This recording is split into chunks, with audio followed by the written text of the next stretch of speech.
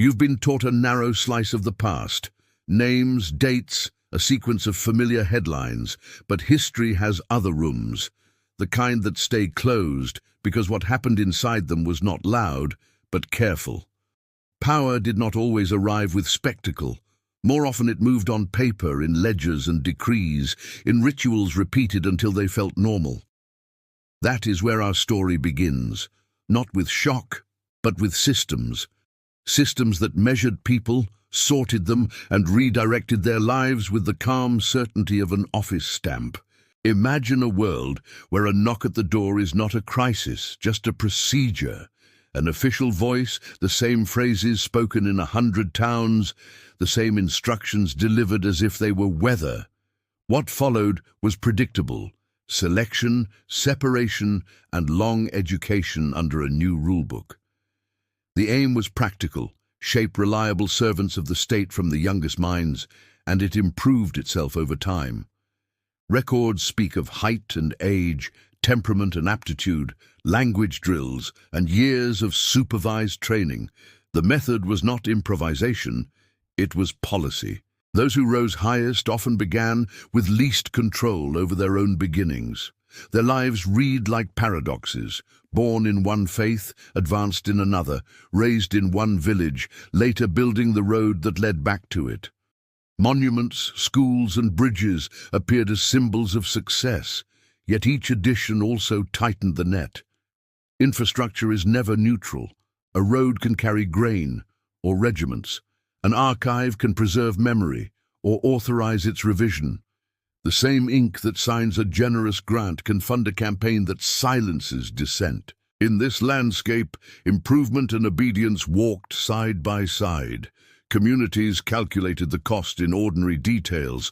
A field without the next generation rests too long. A craft without apprentices turns into a display behind glass. A song fades when the last fluent singer moves away. Archaeology sometimes captures the moment when routine simply stopped. Tools left in furrows, doors unbarred at midday, a prayer set down mid-sentence. This is how systemic pressure looks close up. Not a single disaster, but the slow unwinding of daily life. Where commands ended, mathematics continued the work. Families learned the lesson without instruction. When most of your harvest belongs to someone else, and there are fees for roads, markets, wells, and even repairs, survival becomes an equation with only one answer. Public ceremonies turned payments into theater. Private conversations turned choices into strategy. What to plant? What to sell? What to teach a child to call themselves so that tomorrow is slightly kinder than today? In such a world, belief was not only an inner conviction, it was also a calculation about safety, inheritance, and hope.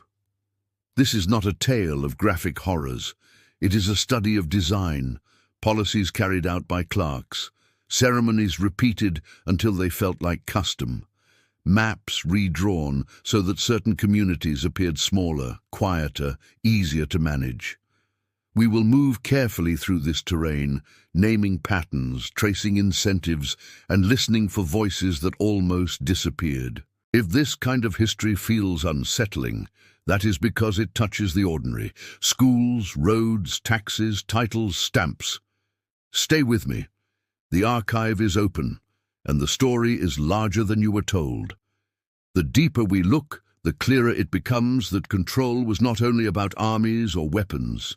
It lived in subtler choices: what language a child learned first, what stories they were allowed to hear, which traditions were remembered and which were quietly erased. Languages can disappear not only through violence, but through disuse.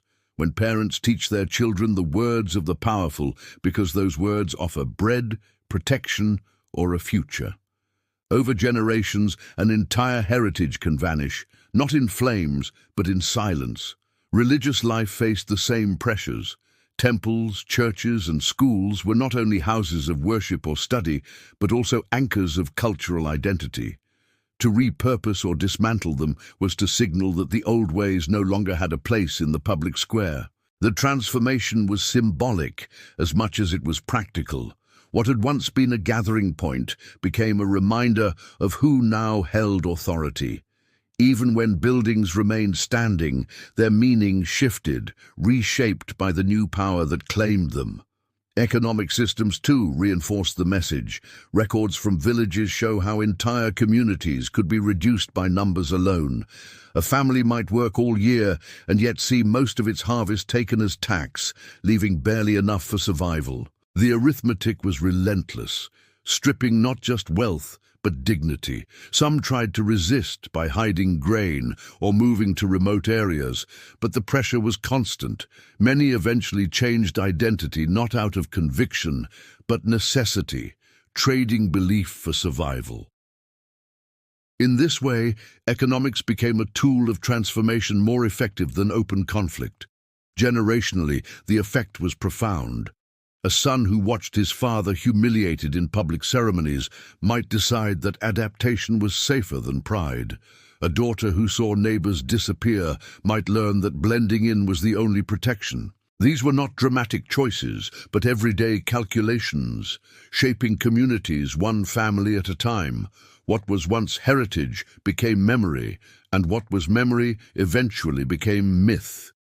Occasionally, individuals rose within the very structures that had uprooted them. Their stories are the most complex. Taken young, trained in new disciplines, they achieved remarkable influence, leading armies, commissioning monuments, shaping policy. To their communities of origin, they were a reminder of loss. To the empire, they were proof of the system's success. Their legacies often carried both pride and sorrow. A bridge that connected cities but also made invasions easier. A law that brought order but also ensured compliance. Every achievement carried shadows. When historians look back, they see not just isolated tragedies but a pattern repeated across centuries. Entire regions gradually emptied, not because of a single catastrophe, but because of consistent pressure. Demographic records reveal villages where the young vanished, where birth rates plummeted, where communities faded from maps. To study these patterns is to realize that extinction does not always announce itself with explosions or fire. Sometimes it looks like slow arithmetic, fewer children, fewer workers, fewer voices, until silence replaces culture. And so, piece by piece, an entire world was reshaped, not by sudden conquest, but by steady design. Not by forgetting, but by enforced remembrance of only what was permitted. This is the story we continue to follow, one that unsettles precisely because it unfolded in daylight, hidden in plain sight. As the centuries turned, the system revealed its greatest strength, longevity. Unlike sudden wars that burn bright and fade, this form of control lasted because it was patient. Every generation inherited not only land or work, but also the calculations their parents had already made. If one family resisted and paid the price, neighbors remembered and adjusted their choices. Over time, resistance seemed less like bravery and more like self-destruction. Compliance, even reluctant, became the path of survival. This quiet endurance reshaped entire societies. Languages once vibrant became whispers at home, then faded altogether. Cultural practices once central to identity survived only in fragments. Songs with forgotten meanings, rituals stripped of context. When archaeologists dig centuries later, they often find evidence of abrupt decline. Tools left unused, shrines abandoned, documents incomplete. But for those who lived it, the process felt gradual, like sand slipping between fingers until there was nothing left to hold. Numbers recorded by officials often tell the harshest truths. Tax ledgers, property records, and census counts reveal the invisible weight pressing down on daily life. For example, when harvest yields were divided, only a fraction remained for the farmers themselves. The rest flowed upward, funding armies, palaces, and the machinery of empire. On paper it looked efficient, columns of figures neatly balanced, but behind those numbers lay hunger, migration, and despair. A family that could not meet its obligations was not simply poor, it was broken, its members dispersed or absorbed elsewhere. At times, individuals chosen by the system rose to extraordinary prominence. They became generals, scholars, or administrators, celebrated for their talents. Yet behind every such figure was a story of transformation so complete that their original families, villages, or traditions no longer recognized them. They were proof of the empire's ability to reshape people, turning outsiders into insiders, but only at the cost of erasing their beginnings. Their achievements carried prestige, but also served as living reminders of what had been lost. The emotional toll is harder to measure, but no less real. Diaries, poems, and oral traditions describe the sorrow of separation, the silence of parents who never recovered from losing children, the whispered memories of communities that no longer existed in full. These voices are faint compared to the vast machinery of official records, yet they reveal the human side of the story. What is the cost of watching your neighbor's house empty, of realizing that each year fewer familiar faces gather at the market? What is the weight of knowing that your traditions may end with you? By the time scholars look back, the scale appears immense. Whole populations diminished, cultures erased, and yet the system persisted largely unchallenged. Why? Because it was designed to look ordinary. Taxes, education, ceremonies, and public rituals all appeared legitimate, even necessary. Only when the pieces are assembled together do we see the deeper pattern, a machine that consumed identity while presenting itself as order. That is why this history remains so unsettling. It was not hidden behind secrecy. It unfolded in plain sight, with documents and rituals that seemed mundane, even as they slowly dismantled civilizations. By now, you can see that what makes this story so haunting is not the spectacle of violence, but the efficiency of systems designed to last. When a community pays most of its harvest year after year, when schools teach only approved languages, when worship is confined or repurposed, the result is not a sudden collapse, but a gradual fading. Generations grow up knowing no alternative, and what begins as pressure becomes normality. The most powerful empires understood that permanence comes not from fear alone, but from reshaping memory itself. This reshaping often appeared in the smallest details. A coin stamped with new symbols replaced older ones. A law required contracts in a different tongue. A ceremony once held in private now had to be performed in public, reinforcing who held power. None of these acts looked extraordinary on their own, but together they formed a tapestry of control that wrapped itself around entire civilizations. To unravel it would require not just defiance, but collective will, something rare when survival was already fragile. In many cases, survival demanded compromise. Parents made choices they never would have considered under other circumstances. Teaching children the language of authority rather than their ancestral tongue ensured safety but eroded heritage. Agreeing to rules of taxation kept the family farm but guaranteed poverty. Attending the required ceremonies preserved life but chipped away at dignity. These choices were rational in the moment, yet over generations they added up to cultural disappearance. Extinction rarely announces itself with a single blow. More often it seeps in through countless small concessions. The archives preserve glimpses of how communities responded. Some kept hidden traditions alive, practicing rituals in secret or whispering stories at night. Others wrote their struggles into letters or chronicles, though many of these accounts were later destroyed or suppressed. Still, fragments remain, lines of poetry, inscriptions carved in stone, marginal notes in manuscripts. They are voices reaching across time, reminding us that even under immense pressure, people resisted in ways both quiet and profound. What stands out is the precision of the design. These were not chaotic acts of domination. They were calculated programs meant to transform entire populations. Bureaucrats recorded numbers with care, officials enforced rules with consistency, and leaders justified the system with elaborate reasoning.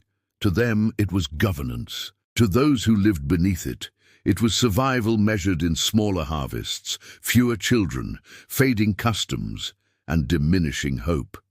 The true cruelty lay not in sudden violence, but in the predictability of loss. And yet, despite all efforts to erase them, traces of the old worlds survive. Archaeological layers reveal abandoned towns. Genetic studies show population shifts. Languages once thought dead still echo faintly in religious liturgies. Memory has a way of leaving footprints even when the system tried to sweep them away.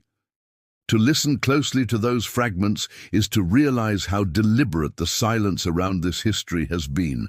It was not forgotten by accident. It was hidden by design. When we reach the end of this long arc, one truth becomes clear. History is not only what survives in books, monuments, or classrooms. It is also what is deliberately excluded. The system endured for centuries, not because it was invisible, but because it became ordinary. Each generation inherited a world already reshaped and rarely paused to ask how it had been altered. In this way, the past was rewritten in real time, leaving future generations with gaps so wide they seemed natural. Consider how memory itself can be engineered. Communities stripped of their language cannot tell their own story. Families fragmented by policies cannot pass down heritage. Even when buildings stand and records remain, the meaning attached to them can be changed until the original significance fades beyond recognition. Over centuries, the result is not simply a lost tradition, but the impression that such a tradition never existed at all. That is the deepest kind of erasure.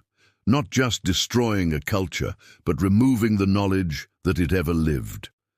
For modern readers, the most shocking part is not the cruelty of individual acts, but the durability of the design. Empires rose and fell, yet the machinery of control outlasted them, inherited and adapted by new rulers.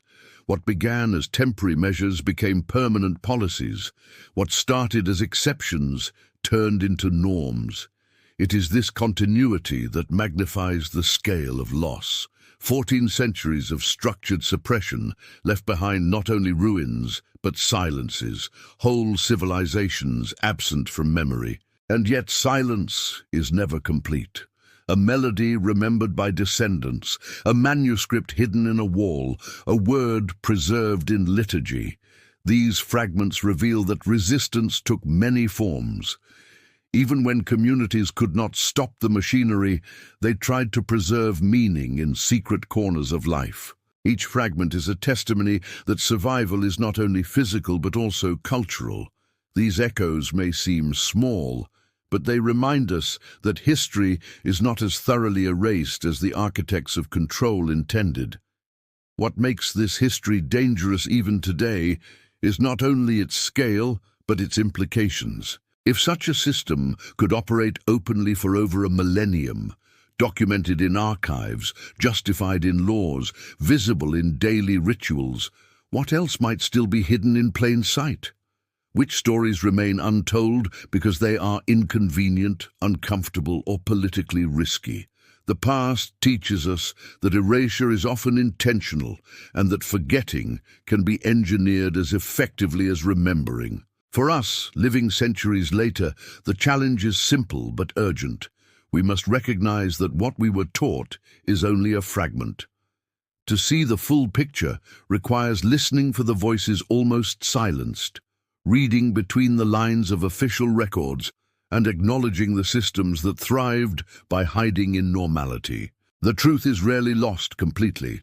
It is buried beneath layers of silence. Unearthing it requires patience, courage, and the willingness to confront stories that may disturb, but also enlighten. And so, we close this journey not with final answers, but with an invitation to question, to seek, to resist the comfort of half-truths. Because knowing what was hidden changes how we see the present. And once you see, you cannot unsee.